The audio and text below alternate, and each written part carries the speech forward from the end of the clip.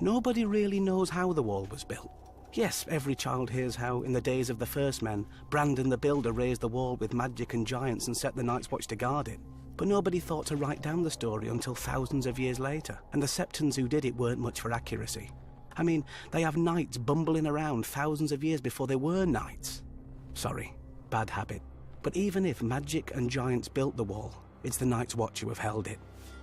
Our order of builders repairs the keeps and towers, digs tunnels, crushes stone for roads and footpaths, and clears away trees wherever the forest presses too close to the wall.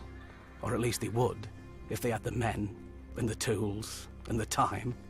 Long ago, when the Night's Watch was at full strength, the builders would quarry blocks of ice from the frozen lakes of the haunted forest, dragging them south on sledges to add to the wall. Now, it's all they can do to watch for cracks or signs of melt and make what repairs they can, without men, or tools, or time. The Order of Rangers is the fighting heart of the Night's Watch. They ride beyond the wall, fighting and trading with wildlings, surviving shadow cats and snow leopards. The Rangers are meant to scout out threats to the wall and return to report. And they did, back in the days when men could go north and come back alive. Now they just come back. The Order of Stewards keeps the watch alive.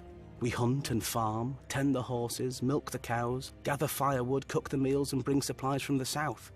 Not so heroic, I know, but since the Night's Watch doesn't starve or freeze, I guess we're the only order that still does everything it's supposed to.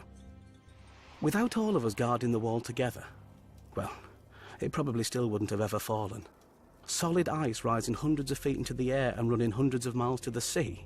No army is smashing it anytime soon, which is why our enemies have never tried. Well, not directly. The brothers Gendel and Gorn, kings beyond the wall, went under the wall, through ancient caves buried deep in the earth. But on the way back they took a wrong turn and were lost in the darkness. People say that their children's children's children are still down there, looking for a way up, or for more food to find its way down. When our rangers found Arson Isaac's picking away at the wall, he was almost halfway through. The rangers decided not to disturb him and sealed the way behind him with ice and stone and snow. Some say if you press your ear flat to the wall, you can still hear Arson chipping away with his axe. 100 years ago, another king beyond the wall, Raymond Redbeard, realised the wall's size is both its greatest strength and its greatest weakness. He waited for our patrols to pass and then sent climbers to the now unguarded stretch of the wall. When they reached the top, they dropped ropes and ladders for thousands more wildlings to clamber up.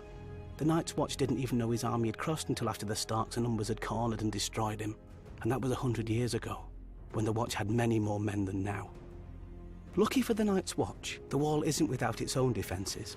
Besides being incredibly tall and thick, the wall is also treacherous. Many times a patrol will find the broken corpses of wildlings who've tried to climb the wall, only for a piece of it to break off mid-climb, or to have their hold slip as the sun melted the ice just enough. When the light strikes the wall just right, it can even look like it's weeping. 1,000 years ago, the Night's Watch could have lined up shoulder to shoulder along the wall, all the way from Eastwatch by the Sea to the Shadow Tower, to meet Mance Rayder and his army.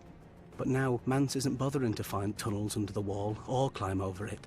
He was a sworn brother once. He knows that the glory of the Night's Watch is behind us. Mance is going to try what no man ever has. He's going to come through the wall. One day, I hope Maesters write stories about how we beat him back. Because if we don't, there may not be any more stories to write.